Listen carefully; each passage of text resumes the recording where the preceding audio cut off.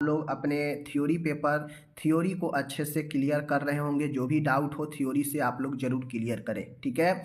और एक अच्छा तरीका नॉलेज को बढ़ाने का एक बेस्ट तरीका मैं बता रहा हूँ। आप ये वीडियो जैसे मैं यहाँ पे 4 ऑप्शन दिया हूँ, ठीक है, 4 ऑप्शन, इसमें से कोई एक ही ऑप्शन आपका सही होगा, ठीक है ना।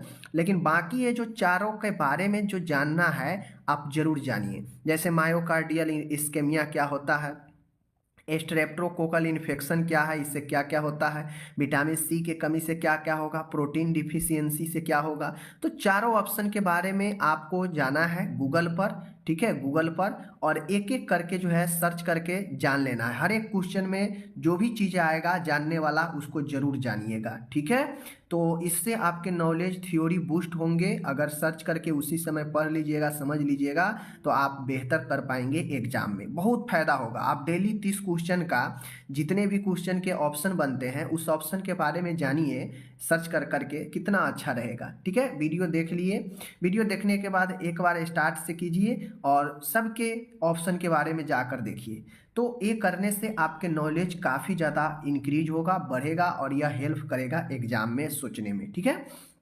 बाकी अगला प्रश्न है, देख लीजिए, कोरोनरी आर्टरी डिजीज का मेन कारण क्या होता है। जो कोरोनरी आर्टरी जिसे हम लोग CAD बोलते हैं, कोरोनरी आर्टरी डिजीज, जो कि एक आपका हृदय से संबंधित रोग होता है। कोरोनरी जो कि आप लोग जानते हैं जो धमनी का एक रोग होता है, ठीक है ना। तो यह रोग जो है मेन कारण क्या होता है, मायोकार्डियल इस्केमिया होता है, स्ट्रेप्टोकोकल इन्फेक्शन, या विटामिन सी की कमी, या प्रोटीन डिफिशियंसी।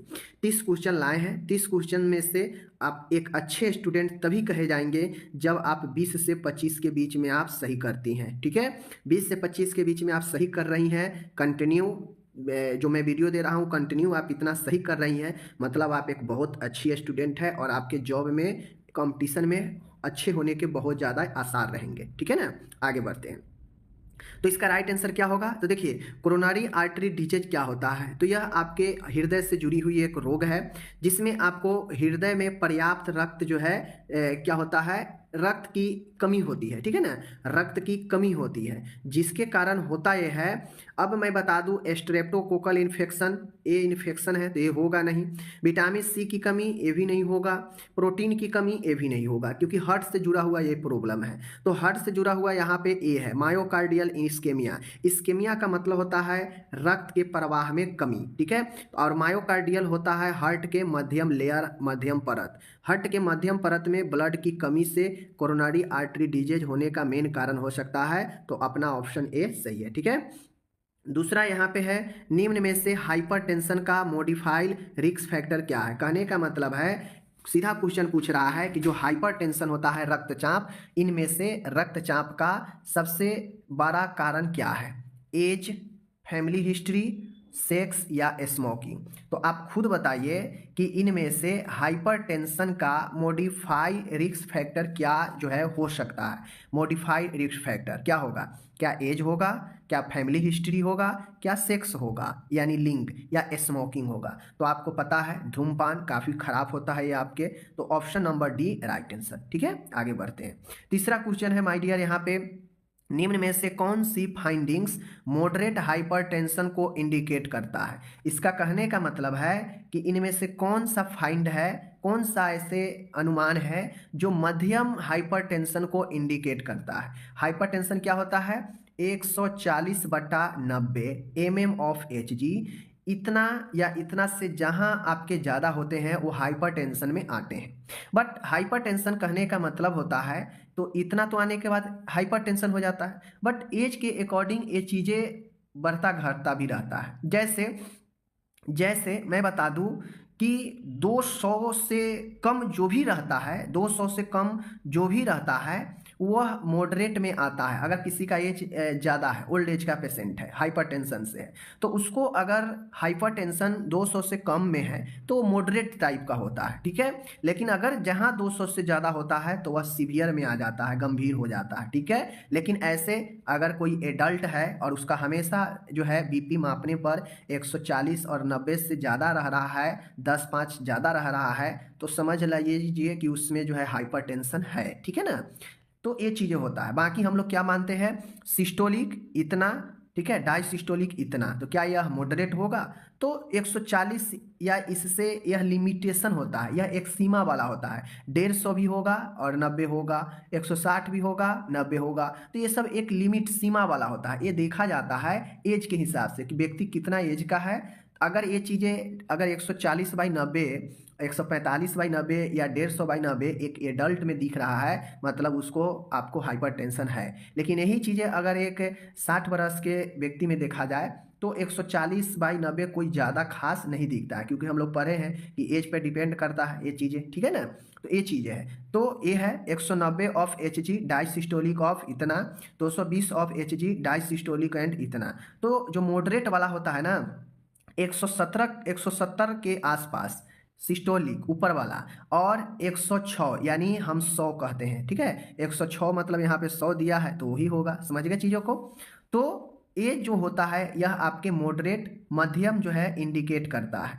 लेकिन जैसे ही 190 से ऊपर होता है चीज़ें, ठीक है, तो यह आपके सीवियर में आ जाएगा। ओके, आगे बढ़ते हैं। एकदम थ्योरिकल समझने वाला चीज़ें जो है मैं आपको देता हूं ताकि आप समझ पाए। नेक्स्ट है एमनेसिया से आप क्या समझते हैं? एमनेसिया यह आपका साइकोलॉजी मेंटल हेल्थ से रिलेटेड है। एमनेसिया स्टिमुलस को गलत पहचानना, यानी वस्तु को गलत पहचान करना, मेमोरी में कमी आना यानी स्मृति में कमी आना, अपने समान लक्षणों को पहचानने की क्षमता यानी अपने इंसाइट में कमी आना, किसी वस्तु या व्यक्ति की अनुपस्थिति में भी वस्तु या व्यक्ति के होने का आभास होना, ठीक है। तो ये क्या चारों में क्या होगा? तो मैं बता दूं एमनेसिया का मतलब होता है मेमोरी का लॉस होना, ठीक है, मेमोरी का कमना, मेमोरी हरास। तो ऑप्शन नंबर अपना बी होगा, ठीक है, बी होगा राइट आंसर। लेकिन मैं बता दूं आपको दो यहाँ पे मैं टास्क दे रहा हूँ। आप बताइए स्टिमुलस को गलत पहचानना इसे हम लोग क्या कहते हैं साइकोलॉजी भाषा में, और किसी वस्तु या किसी भी व्यक्ति का गलत आभास होना, गलत जो है यहाँ पे जो है वस्तु या व्यक्ति की अनुपस्थिति में भी वहाँ पे होने का आभास होना, ठीक है, इसे क्या कहते हैं साइकोलॉजी में? आप लोग बताइए दोनों के बारे में, ठीक है। 5वां नंबर का क्वेश्चन है रम फिट्स क्या होते हैं? रम फिट्स क्या होते हैं बताना है। क्या ये ऑब्स्ट्रक्टिव सीजर होते हैं, क्या यह एल्कोहलिक सीजर होते हैं, या क्रॉनिक सीजर होते हैं, या विटामिन सी की कमी से सीजर होते हैं? रम फिट्स होते क्या हैं? तो आप लोग अक्सर सुने होइएगा रम फिट्स जो होता है, रम मतलब क्या होता है? रम मतलब नशीले पदार्थ यानी मादक पदार्थों का सेवन, रम जिसे हम लोग दारू शराब बोलते हैं, तो रम उसी को हम लोग बोलते हैं। और फिट्स मतलब होता है दौरा, ठीक है, रम फिट्स। तो रम फिट्स जो है वह एल्कोहलिक सीजर से संबंधित है। अब एल्कोहलिक सीजर कब होता है, दौरा कब पड़ता है? तो कोई व्यक्ति को बहुत आदत है एल्कोहल लेने का, एल्कोहल का सेवन का रेगुलर सेवन करता है, लेकिन अगर उसे कुछ दिनों तक 3 से 4 दिनों तक बिल्कुल एल्कोहल बंद कर दिया जाए या ना मिले तो उसको जो है यह दौरा पड़ने लगता है, जिससे हम लोग रम फिट्स या एल्कोहलिक सीजर कहते हैं, ठीक है। आगे बढ़ते हैं। ECT इलेक्ट्रोकन्वल्सन थेरेपी ECT जो होता है यह कितने समय के लिए दी जाती है? कितने समय? 0.6 समय, या 6 सेकेंड, या 20 सेकेंड, या 60 सेकेंड? तो आपको बताना है ECT का जो झटका होता है, जो इलेक्ट्रोड के सहायता से टेम्पोरल लोब पर, ब्रेन पर, जो व्यक्ति काफ़ी ज़्यादा मेंटल हेल्थ के शिकार होता है, मानसिक रोग का, तो उसको ECT का झटका दिया जाता है। यह एक प्रकार के इलेक्ट्रिकल जो है इक्विपमेंट होता है जो व्यक्ति को शॉक लगता है, झटका देता है, ठीक है। और वह झटका कितने समय के लिए दिया जाता है ECT के माध्यम से? तो 0.6 सेकेंड, ठीक है, 0.6 सेकेंड। आप ये चीज़ें कहीं कहीं ऑप्शन में अगर 0.6 सेकेंड ना दे तो आप ये भी देख सकते हैं 0.1 से लेकर, ठीक है, 0.1 से लेकर 1 सेकेंड तक, ठीक है। इसी के अंदर तो ये 0.6 आ जाएगा, तो अगर ये न देकर ये दे दे तो यही सही है, ठीक है ना। आगे बढ़ते हैं। 7वां है ह्यूमन बॉडी, मानव शरीर में आयरन का जो एब्जॉर्प्शन होता है, अवशोषण होता है, कहाँ पे सबसे ज़्यादा होता है, ठीक है। जैसे हम कुछ भी आयरन का स्रोत लेते हैं तो हमारे बॉडी में आयरन का सर्वाधिक जो एब्जॉर्प्शन होता है, अवशोषण कहाँ पे होता है, ये पूछ रहा है। बहुत अच्छा क्वेश्चन है। छोटी आंत में, बड़ी आंत में, अमाशय में या अग्नाशय में, कहाँ पे होता है? तो मैं बता दूं, बॉडी में जो आयरन का एब्जॉर्प्शन होता है, अवशोषण जो होता है, वह कहाँ पे होता है? वह आपके जो है यहाँ नहीं होकर, यहाँ नहीं होकर, यहाँ नहीं होकर, छोटी आंत में, छोटी आंत के जो ड्यूडेनम वाला भाग होता है, ग्रहणी वाला, उसमें सबसे ज़्यादा होता है। ओके। 8वां क्वेश्चन है, निम्न में से विटामिन के बारे में सत्य वाक्य क्या है? विटामिन के बारे में क्या सही है? 4 ऑप्शन दिए गए हैं, इसमें से कोई एक ही सही होगा या तो सब सही होगा। देख लीजिए, एक खाद्य पदार्थ विभिन्न एक्टिविटीज के संपादन हेतु एनर्जी प्रदान करता है। क्या विटामिन कभी भी आपको एनर्जी देता है? नहीं देता है, गलत हो गया। एक टूटे फूटे ऊतकों की रिपेयरिंग का कार्य करता है। क्या यह हमारे बॉडी में जो ऊतक टूटे फूटे होते हैं उनको रिपेयरिंग करता है? कभी नहीं करता है, गलत। यह मुख्य रूप से प्रोटेक्टिव यानी रक्षात्मक कार्य करता है। क्या विटामिन आपके बॉडी में रक्षात्मक कार्य करता है? तो बिल्कुल करता है। ठीक है, तो ऑप्शन नंबर सी सही हो जाएगा। और यह इनमें से कोई नहीं, तो जब ये हो गया सही तो ये तो होगा नहीं। ठीक है, चलिए, इस प्रकार से समझने वाला अगर प्रश्न पढ़िएगा तो आपका थ्योरी भी सही होगा और नॉलेज भी बढ़ेगा। 9वां क्वेश्चन है, निम्न में से अधिक वजन यानी ओवरवेट होने लोगों की बीएमआई के बारे में सही क्या है? मान गए कोई व्यक्ति है, उसका ओवरवेट है, यानी जितना वेट नॉर्मल होना चाहिए उससे ज़्यादा है, उसी को ओवरवेट बोलते हैं। तो ओवरवेट वाले व्यक्ति के लिए क्या सही है बीएमआई के बारे में, यानी बीएमआई का क्या परिभाषा है? ठीक है, एक ओवरवेट व्यक्ति के लिए इनकी बीएमआई 25 किलोग्राम प्रति मीटर स्क्वायर से अधिक होती है। ठीक है ना, 25 किलोग्राम प्रति मीटर स्क्वायर, ये दो नहीं समझिए, इसको स्क्वायर समझिएगा। ठीक है, इसको स्क्वायर समझिएगा, टाइपिंग में ये होता है ऐसे। तो क्या 25 किलोग्राम प्रति मीटर स्क्वायर से अधिक होती है तो वह ओवरवेट होगा, या इतना से इतना मीटर के बीच होगा तो वह ओवरवेट होगा, या फिर इनकी बीएमआई इतना से कम होगी तो वह ओवरवेट होगा, या इनकी बीएमआई 0 होगी तो वह ओवरवेट होगा। ठीक है, तो माय डियर, मैं बता दूं कि अगर बीएमआई इतना से इतना के बीच है तो वह नॉर्मल माना जाता है। क्या माना जाता है? नॉर्मल माना जाता है। समझ गए चीज़ों को। लेकिन जहां आपका बीएमआई 25 से ऊपर चला जाता है तो आप जो है ओवरवेट के श्रेणी में यानी अधिक वजन के श्रेणी में आते हैं। समझ गए चीज़ों को। और आप चाहते हैं कि आपका बीएमआई कितना है तो आप खुद से भी निकाल सकते हैं। समझ गए।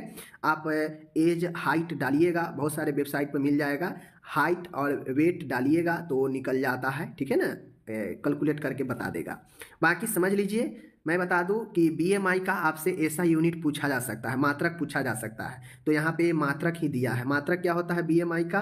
केजी पर मीटर स्क्वायर। ठीक है, यही इसका जो है यूनिट होता है। तो मान के बीएमआई पर ये डायरेक्ट ये पूछ देगा, तो ध्यान रखिएगा। ठीक है, आगे है यहाँ पे देख लीजिए क्या कहता है, निम्न में से पशुजन्य खाद्य पदार्थ है, यानी पशु से मिलने वाला खाद्य पदार्थ कौन है?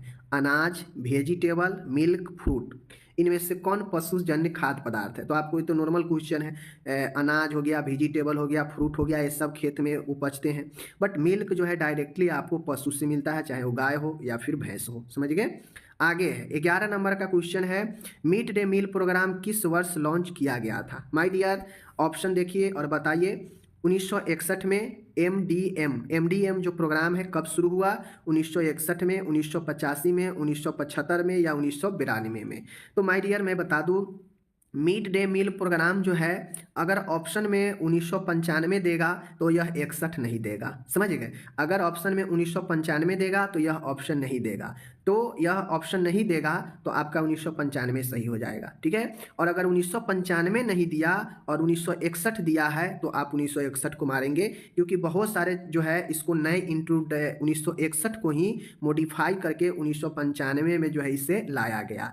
बाकी इसमें अगर 1961 है तो राइट आंसर इसका 1961 ही होगा। ओके, आगे है 12 नंबर का क्वेश्चन है, आप एक 6 माह के बच्चे के विकास का आप आकलन करते हैं। ठीक है, समानता निम्नलिखित में से आप क्या उम्मीद कर सकते हैं? ठीक है ना, कहने का अर्थ यह है कि एक बच्चा 6 महीने का बच्चा है, शिशु है। ठीक है, अब उस 6 महीने के बच्चे में आप विकास देखते हैं, आप आकलन कर रहे हैं विकास का कि बच्चा 6 महीने में क्या कर सकता है, 8 महीने में क्या कर सकता है, साल भर में क्या कर सकता है, उसके आगे क्या कर सकता है। तो यही वृद्धि विकास जो होता है आप उसमें देखते हैं कि कब क्या विकास हो रहा है। तो हमको ये बताना है कि 6 महीने में इन चारों ऑप्शन में वह क्या कर सकता है, उसमें हम क्या देख सकते हैं उसके विकास के रूप में। ठीक है ना, तो बच्चा छोटे वाक्य बोल सकता है। क्या बच्चा जो है छोटे छोटे सेंटेंस बोलेंगे, वाक्य बोलेंगे? कहाँ से बोलेंगे? 6 महीने में वाक्य बोलने लगेगा? गलत है। बच्चा चम्मच से स्वयं खाना खा सकता है? क्या एक 6 महीने के बच्चे खुद से चम्मच से भोजन करता है या कर सकता है? नहीं कर सकता है, गलत। बच्चा स्वयं उठकर खड़ा हो सकता है? क्या एक 6 महीने के बच्चे खुद से उठकर खड़ा हो जाता है? कभी नहीं, गलत। बच कौन गया? बच्चा स्वयं बैठ सकता है, ये सही है। जब बच्चा 6 महीने 8 महीने के हो जाता है तो देखते होइएगा बच्चा खुद से जो है सोए रहेगा और लेटे लेटे जो है इधर उधर करके खुद से बैठ जाता है, बैठने का प्रयास करने लगता है। ठीक है ना? तो अपना ऑप्शन सी सही हो जाएगा। ठीक है, ऐसे थियोरिकल प्रश्न पढ़ा जाता है। 13 है, जब कंगारू केयर यानी केएमसी प्रदान की जाती है तो कम से कम कितने समय तक प्रदान की जानी चाहिए? तो मैं बता दूं केएमसी कितने समय के लिए कम से कम दी जानी चाहिए, यही पूछ रहा है। कम से कम 15 मिनट, कम से कम 1 घंटा, कम से कम 3 घंटा, कम से कम 6 घंटा। तो माय डियर मैं बता दूं ऑप्शन आपके 4 दिए गए हैं, इनमें से सही बताना है। ठीक है ना? तो ऑप्शन के अकॉर्डिंग इसका right answer option number D कम से कम 6 घंटे होगा। ओके, बट मैं बता दूं कि अगर आपके आंसर ऑप्शन में अगर कम से कम 8 घंटे रहता है तो आप 8 घंटे को मारेंगे। ठीक है ना?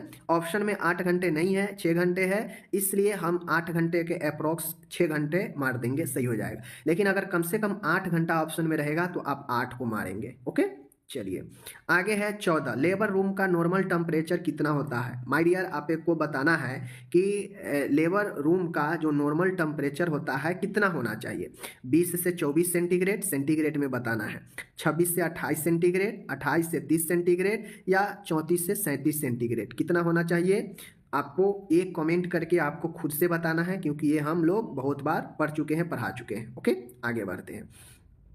15 नंबर का क्वेश्चन है, मूत्र त्याग के दौरान होने वाले मूत्र त्याग के दौरान दर्द होने के लिए कौन से टर्म का उपयोग करते हैं? कहने का मतलब है अगर कोई मूत्र त्यागे और मूत्र त्यागने में कठिनाई हो, दर्द हो, तो उसे क्या कहते हैं?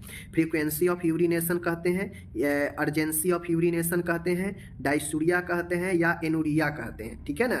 तो देखिए मूत्र त्याग के दौरान अगर दर्द होता है तो इसका राइट आंसर डायसूरिया होगा। डायसूरिया को डिफिकल्ट इन यूरिनेशन यानी यूरिन में कठिनाई या दर्द को बोलते हैं। ओके, सही आंसर सी है।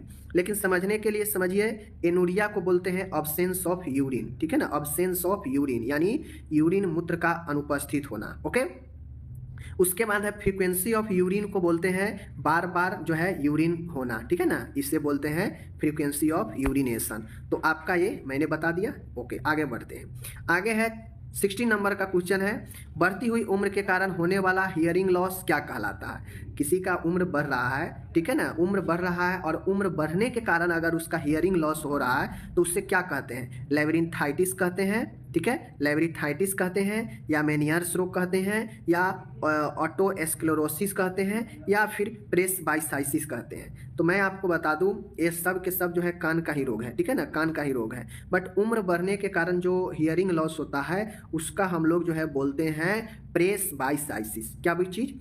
प्रेसबाइसाइसिस। ठीक है, याद रखिएगा ऑप्शन डी। ओके, आगे बढ़ता हूँ। आगे है 17 नंबर का क्वेश्चन है, जानबूझ के हम बड़े बड़े ऑप्शन वाले, अच्छे ऑप्शन वाले क्वेश्चन लाते हैं ताकि आप चीज़ों को समझ पाए। एक घाव की पट्टी करते समय किस बात का ध्यान रखना चाहिए? मान गए आप किसी घाव का पट्टी ड्रेसिंग कर रहे हैं तो किन बातों को ध्यान में रखेंगे? क्या स्ट्रिक्ट एसेप्टिक तकनीक का उपयोग करना चाहिए? क्या करना चाहिए? आपको ध्यान में रखना चाहिए या नहीं? तो एक घाव के पट्टी करते समय आप किन बातों को ध्यान में रखेंगे? क्या स्ट्रिक्ट एसेप्टिक तकनीक का उपयोग करना चाहिए? क्या बिल्कुल जो है बीज संक्रमित तकनीक का उपयोग करना चाहिए? तो करना चाहिए, सही बात है। पट्टी की चौड़ाई तथा लंबाई पर्याप्त होनी चाहिए, बिल्कुल सही है। अगर आप ड्रेसिंग रूल्स ऑफ बैंडेजिंग पढ़े होंगे तो आपको पता है कि पर्याप्त रूप से चौड़ाई और लंबाई की पट्टी होनी चाहिए, तो ये भी बात सही है। पट्टी बांधते समय एप्रोप्रिएट एंटीसेप्टिक सोल्यूशन का उपयोग करना चाहिए। जब हम घाव का पट्टी करते हैं तो उसके साफ सफाई के लिए एंटीसेप्टिक सोल्यूशन लेते हैं ना, चाहे आप जो भी लीजिए, बेटाडिन लीजिए या फिर आप बहुत सारे सोल्यूशन आता है, जो भी आप लीजिए, लेते हैं ना, तो बात सही है। इसलिए अपना ऑप्शन नंबर डी सही हो जाएगा। ओके, आगे बढ़ते हैं। 18 नंबर क्वेश्चन है, शॉक के कंडीशन में पेशेंट को कौन सी पोजीशन प्रोवाइड करना लाभदायक होता है? समझ गए? कहने का मतलब है कि एक पेशेंट है, पेशेंट को सदमा लगा है, शॉक लगा है, आघात लगा है, तो उसको हम कौन सा जो है पोजीशन प्रोवाइड करेंगे, क्या फाउलर पोजीशन देंगे, टेंडलवर्क पोजीशन देंगे, सुपाइन पोजीशन देंगे या लिथोटोमी पोजीशन देंगे। लिथोटोमी पोजीशन होता है महिलाओं के जननांगों के परीक्षण वगैरह के लिए, ठीक है। सुपाइन पोजीशन सीधा लेटा हुआ परीक्षण होता है, चीज़ें होता है, ठीक है ना। फाउलर पोजीशन होता है जिसको श्वसन कष्ट में प्रॉब्लम हो, हार्ट वाला मरीज हो, उसको फाउलर पोजीशन दिया जाता है। टेंडल वर्क पोजीशन जो है आघात वगैरह से बचाने के लिए दिया, ये अपना ऑप्शन नंबर बी राइट हो जाएगा। ओके, आगे बढ़ते हैं। आगे है 19 नंबर का क्वेश्चन है, निम्नलिखित में से कौन सा इम्यूनोग्लोबिन मानव के दूध ह्यूमन मिल्क में पाया जाता है। यानी मनुष्य के, यानी मानव के जो दूध होता है, या सीधा कहा जाए कि महिला का जो दूध होता है, उसमें कौन सा इम्यूनोग्लोबिन पाया जाता है, IgG, IgM, IgE या IgA, ठीक है ना। तो इसका राइट आंसर क्या होगा, राइट आंसर जो है अपना होगा यहाँ पे 19 का ऑप्शन डी IgA, ठीक है ना, IgA इसका राइट होगा। आगे यहाँ पे बढ़ रहे हैं 20 नंबर का जो क्वेश्चन है माय डियर, 20 नंबर का क्वेश्चन कहता है लोकल एनेस्थेसिया को इस नाम से भी जाना जाता है। लोकल एनेस्थेसिया को और किस नाम से जाना जाता है, तो लोकल एनेस्थेसिया को general anaesthesia, intravenous anaesthesia, regional anaesthesia, inhalation anaesthesia, किस नाम से जानते हैं, तो लोकल एनेस्थेसिया को हम लोग जनरल एनेस्थेसिया के नाम से जानते हैं। इनहेल एनेस्थेसिया वो होता है जिसमें सूंघा कर व्यक्ति को बेहोशी किया जाता है। रीजनल एनेस्थेसिया जो है आपको पता है, कमेंट करके बताइए। ओके, आगे बढ़ते हैं। आगे है 21 नंबर का क्वेश्चन है, बिल रोथ 1 प्रक्रिया, बिल रोथ 1 जो प्रोसीजर होता है किस डिजीज के मैनेजमेंट हेतु उपयोग में ली जाती है। तो मैंने ये भी थ्योरी में पढ़ाया है बहुत अच्छे से कि बिल रोथ 1 और बिल रोथ 2 दोनों प्रोसीजर जो होता है यह किस में उपयोग की जाती है। चूँकि यह एक सर्जिकल प्रोसेस होता है तो किस में उपयोग में लाते हैं, पेप्टिक अल्सर में, ट्यूबरक्लोसिस में, या GERD जिसे हम लोग गैस्ट्रो इसोफेगल रिफ्लेक्स डिसऑर्डर कहते हैं, या फिर लंग कैंसर में इसमें उपयोग करते हैं। तो बिल रोथ 1 या 2 जो होता है यह पेप्टिक अल्सर में उपयोग किए जाते हैं। अब पेप्टिक अल्सर के कितने प्रकार होता है आप लोग कमेंट करके बता सकते हैं। ओके, आगे बढ़ते हैं। आगे है यहाँ पे 22 नंबर का क्वेश्चन है, कॉमन बाइल डक्ट यानी एक समान पित्त का नली है, उसमें स्टोन मौजूद है, लेकिन उस स्टोन को कुचलना या क्रश करके बाहर निकालना क्या कहलाता है। मान गए पित्त के नली में स्टोन है, लेकिन उस स्टोन को क्रश करके कुचल कर निकालने की जो प्रक्रिया है उसे क्या कहते हैं, कोलिसाइस्टाइटिस कहते हैं, कोलीलिथियासिस कहते हैं, या कोलीलिथोट्रेप्सी कहते हैं, या कोलिसिस्टेक्टोमी कहते हैं। बहुत अच्छा क्वेश्चन है, देखिए मैं बताता हूँ। पित्त के नली में अगर स्टोन है तो उसे हम लोग, समझिए, पित्त के नली में अगर स्टोन है तो उसे हम लोग कोलिडोकोलीलिथियासिस बोलते हैं। क्या बोलते हैं, कोलिडोकोलीलिथियासिस बोलते हैं, ठीक है। लेकिन यहाँ पे क्या है, ट्रिप्सी है, तो ये ट्रिप्सी को ही हम लोग जो है क्रश, ठीक है ना, कुचलने को, तोड़ने को ट्रिप्सी बोलते हैं। तो कोलिथोट्रिप्सी जो होगा यही, इसी के द्वारा हम लोग स्टोन को क्रश करके निकालते हैं। ओके, 23 है, यहाँ पे देख लीजिए, यूटेराइन फाइब्राइड के संबंध में क्या सही है। यूटेराइन जो फाइब्राइड होता है, जो यूट्रस में छोटे छोटे गांठ बन जाते हैं, फाइबर का जमाव हो जाता है, तो उससे हम लोग जो है, इसमें 4 ऑप्शन दिए गए हैं, इसको बताना है। अधिकांश केसेज एसिम्प्टोमेटिक होते हैं, अधिकांश केसेज में मेंस्ट्रुएशन अब्सेंट रहता है, अधिकांश केसेज में डेथ निश्चित हो जाती है। तो जो यूट्रस में फाइब्रॉइड बन जाता है तो उसमें क्या होता है, सही बताना है। देखिए, सबसे पहले अधिकांश केस में डेथ, यूट्रस में फाइब्रॉइड बनने से डेथ नहीं होता है, तो गलत। अधिकांश केसेज में मासिक स्राव अनुपस्थित रहता है, तो ये भी गलत है, मासिक स्राव होता भी है। अधिकांश केसेज में एसिम्प्टोमेटिक होते हैं, मतलब अधिकांश केसेज में लक्षण जो है नहीं दिखाई पड़ते हैं यूटेराइन फाइब्रॉइड में, तो आपका ऑप्शन यही सही होगा, समझ गए। क्योंकि बहुत सारे महिलाओं में यूटेराइन फाइब्रॉइड रहते हैं लेकिन उसको कुछ पता नहीं चलता है कि हमें क्या है क्या नहीं है, ठीक है ना। और यही फाइब्रॉइड अगर आपको बड़ा रूप ले लेता है तो समस्या पैदा करता है, समझ गए। आगे है 24 है, प्रेगनेंसी के दौरान यूट्रस का आकार पर क्या प्रभाव पड़ता है, क्या वो बढ़ता है या फिर घटता है, या फिर न तो घटता है और नहीं बढ़ता है, या कुछ महिलाओं में बढ़ जाता है और कुछ में घट जाता है। राइट आंसर क्या होगा, कॉमन सी बातें हैं कि एक महिला में प्रेगनेंस जो होता है तो प्रेगनेंस के दौरान जो है उसके यूट्रस गर्भाशय का आकार बढ़ जाता है, ऑप्शन ए सही होगा। ओके, तो मैं बता दूं लगभग 60 से 80 जो ग्राम होता है यूट्रस जो रहता है नॉर्मल वजन में, यह लगभग जो है कई गुना प्रेगनेंसी के दौरान बढ़ जाता है। ओके, आगे बढ़ते हैं। 25 नंबर का है, देख लीजिए, प्लेसेंटा प्रेविया का अर्थ क्या होता है। प्लेसेंटा प्रेविया का अर्थ बताना है अपरासमुख, अपरासमुख, ठीक है, हिंदी में। प्लेसेंटा प्रेविया, आप जो लोग थ्योरी पढ़े होंगे उनको पता है कि प्लेसेंटा प्रेविया क्या होता है। प्रेगनेंसी के दौरान होने वाले अत्यधिक वोमेटिंग जो कि महिला के स्वास्थ्य पर निगेटिव इफेक्ट डालते हैं। तो क्या ये प्लेसेंटा प्रेविया होता है जिसमें प्रेगनेंसी के दौरान वोमेटिंग होता है? क्या ये है वह स्थिति जिसमें प्लेसेंटा लोअर यूटेराइन सेगमेंट में यानी गर्भाशय के निचले क्षेत्र में आरोपित हो जाता है? क्या ये सही है? या प्लेसेंटा समय से पहले जो है बाहर अलग हो जाता है? क्या ये सही है? या वो स्थिति जिसमें निषेचित अंडा यूटेराइन कैविटी गर्भाशय गुहा के अलावा किसी अन्य स्थान पर आरोपित हो जाता है? आपको इसमें से चारों में से क्या लग रहा है, क्या होगा? तो जो थ्योरी पढ़े होंगे उनको पता है कि प्लेसेंटा प्रेविया वह होता है, जैसे यह यूट्रस है, ठीक है, यह यूट्रस है, तो चूंकि प्लेसेंटा या तो ऊपरी वाले एरिया में किसी भी क्षेत्र में आरोपित होना चाहिए नॉर्मल तौर पे, लेकिन प्लेसेंटा प्रेविया में होता यह है कि जो प्लेसेंटा होता है वह यूट्रस के निचले वाले एरिया में आरोपित हो जाता है, जिससे होता यह है कि यह सर्विक्स ग्रीवा को ढक देता है, ठीक है ना, इंटरनल ओएस को ढक देता है। तो यही अपना ऑप्शन नंबर 20 सही हो जाएगा कि प्लेसेंटा लोअर यूटेराइन सेगमेंट में आरोपित हो जाता है। ओके, आगे बढ़ते हैं। 26 नंबर का क्वेश्चन है कि निम्न में से ऑब्स्ट्रक्टेड लेबर का कारण नहीं है। ऑब्स्ट्रक्टिव लेबर क्या होता है? रुका हुआ प्रसव, यानी बच्चा जन्म नहीं ले पा रहा है।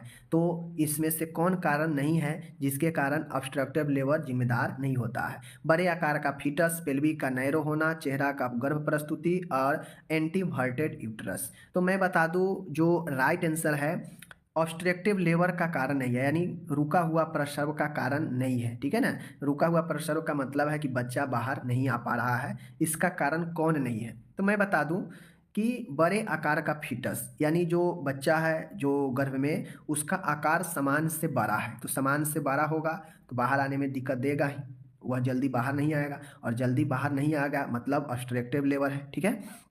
पेल्विक का नैरो होना, अब जो श्रोणि होता है अगर वह नैरो हो जाएगा तो दिक्कत देगा ही, जल्दी वह खुलेगा नहीं, फैलेगा नहीं, तो बच्चा बाहर आएगा ही नहीं आएगा।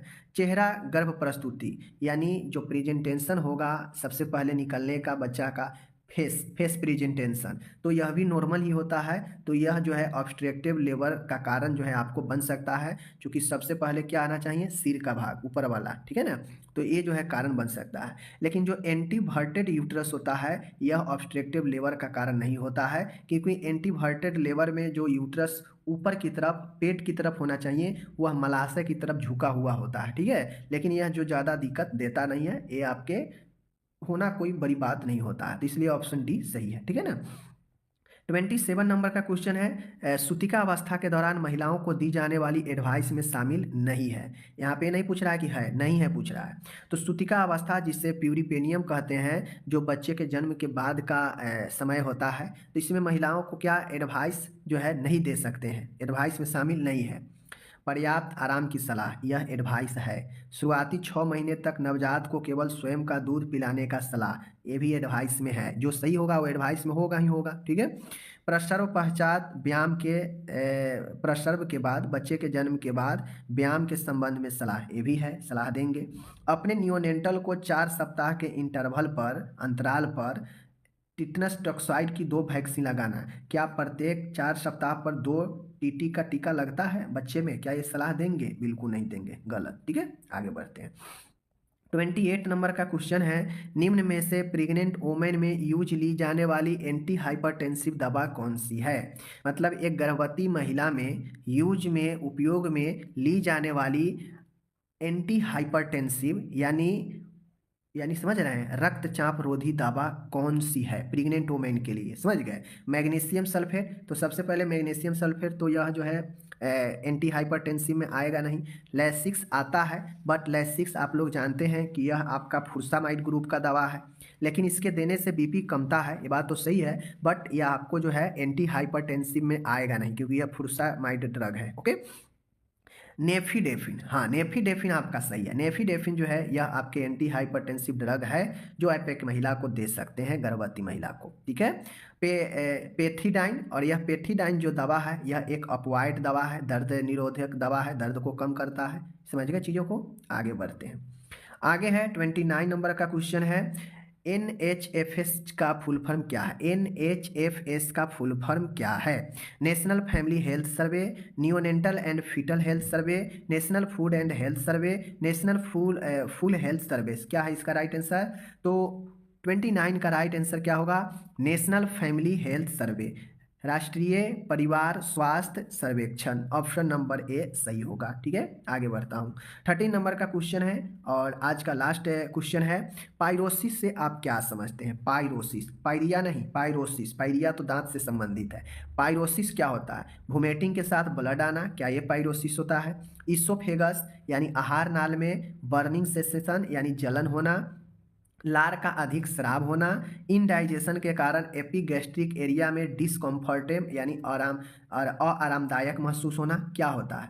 तो देखिए, पायरोसिस बेसिकली यह हार्ट बर्न की स्थिति होती है जिसमें आपके इसोफेगस से लेकर हार्ट का एरिया में आपको जलन सा होता है, बर्निंग सेंसेशन होता है, उसे पायरोसिस कहते हैं। ठीक है, तो ऑप्शन बी सही है। ओके, जबकि वोमिटिंग के साथ अगर ब्लड आता है तो उसे हेमोटेमेसिस कहते हैं। क्या कहते हैं? हेमोटेमेसिस कहते हैं, आपको पता है।